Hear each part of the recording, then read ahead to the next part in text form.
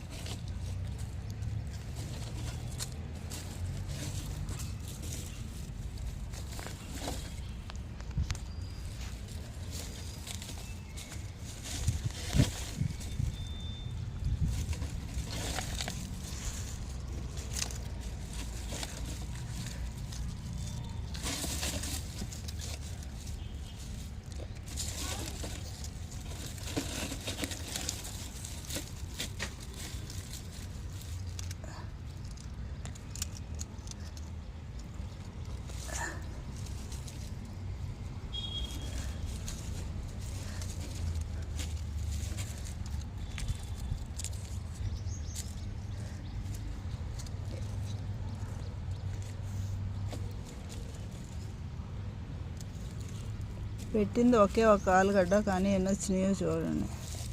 కాకపోతే ఆరోగ్యంగా ఉన్నాయి, చాలా పెద్దగా అవ్వలేదు, సైజు పెరగలేదు, ఎందుకనో మరి.